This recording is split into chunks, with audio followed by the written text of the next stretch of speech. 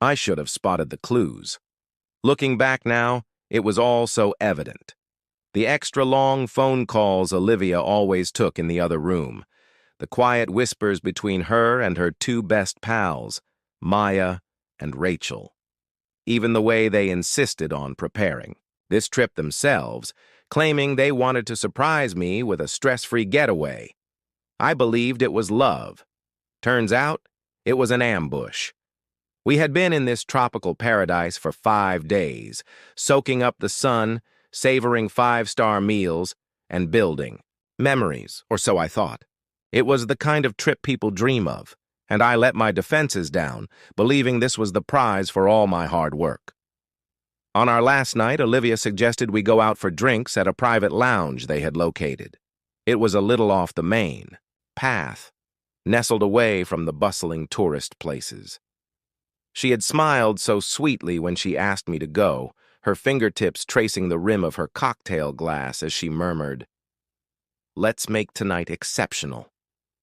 I was ignorant to the venom behind her words. The lounge had this dim, intimate lighting, the kind that made things feel strange. We sat in a corner booth, my wife on one side, her two best friends across from us. They giggled, sipped their drinks, leaned into each other like schoolgirls with a secret.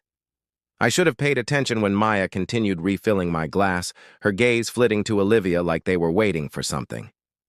I should have questioned why Rachel was so insistent that I try the foreign whiskey, stating, "Come on, James, just one more, it's your last night here." I recall taking a sip, the burn of the booze pleasant, yet heavier than usual. A gradual haze settled over me, my vision fading at the corners. My limbs felt weighted, my thoughts sluggish. I attempted to talk, but my tongue wouldn't cooperate. That's when Olivia leaned in near, her breath warm against my ear, and said, "Endure this, genius." Then everything went black. I don't know how long I was out.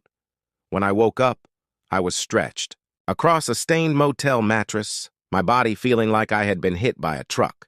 The first thing I noticed was the stench, stale beer, perspiration, something unpleasant hanging in the air. It took me a few seconds to realize I wasn't in our fancy hotel suite any longer. Panic set in when I sat up too soon, the world spinning furiously around me. My mouth was dry, my head pounding.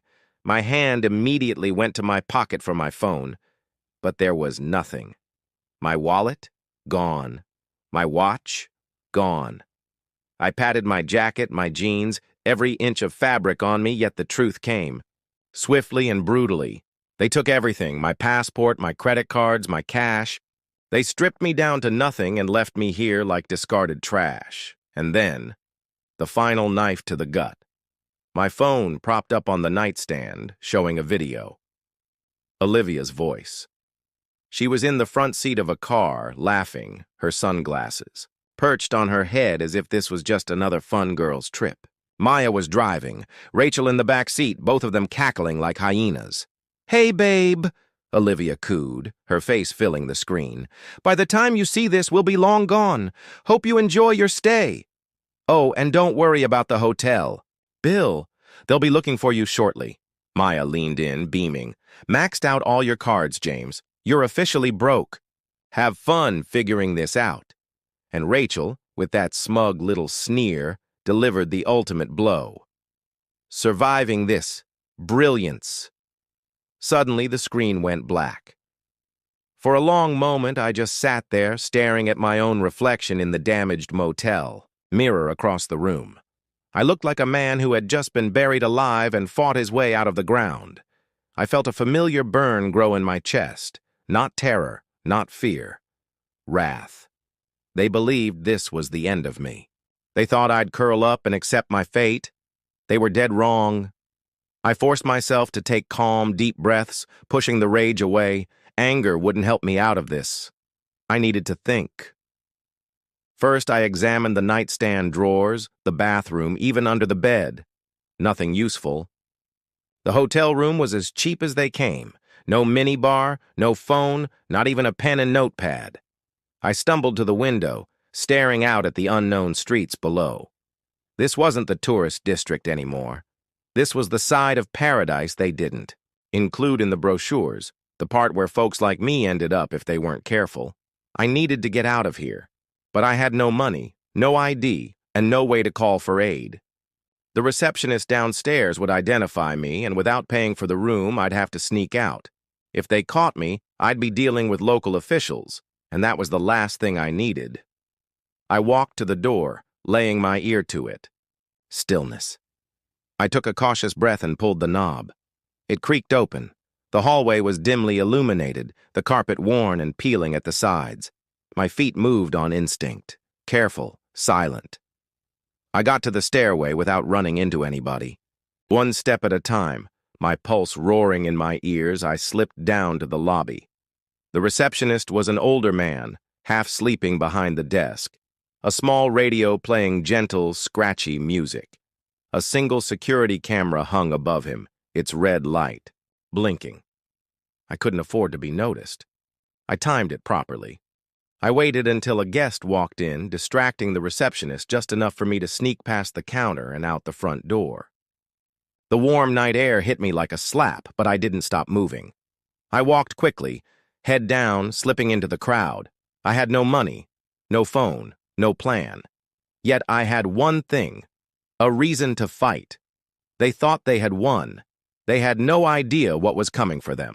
Me through a few more knife evenings, maybe even buy some new clothing, get a nice dinner. But not enough to leave. Luis must have read my mind.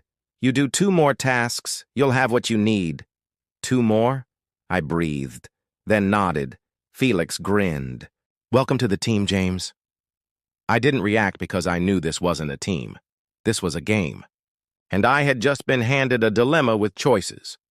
That night, I chose a cheap hostel and paid for a bed. I ate genuine food for the first time in days. I took a long shower, letting the water wash away the grime, the strain. And then, sitting on the uncomfortable mattress, staring at the shattered ceiling, the weight of it all hit me. I had 2 choices. Stay in this life a bit longer, grab my false passport, and depart. Or take down the ones who did this to me before I leave. Because Olivia, Maya, and Rachel, they thought I was dead. They believed I was suffering, stuck, shattered. They thought I'd never find a way back, but they were mistaken. Because I wasn't merely going to survive, I was going to make them pay. And when I was done, I'd be the one laughing. The money from the first job got me through another couple of days, but survival wasn't enough. Every minute spent here was a reminder of what Olivia and her so-called friends had done to me. My rage had cooled into something sharper, something more risky.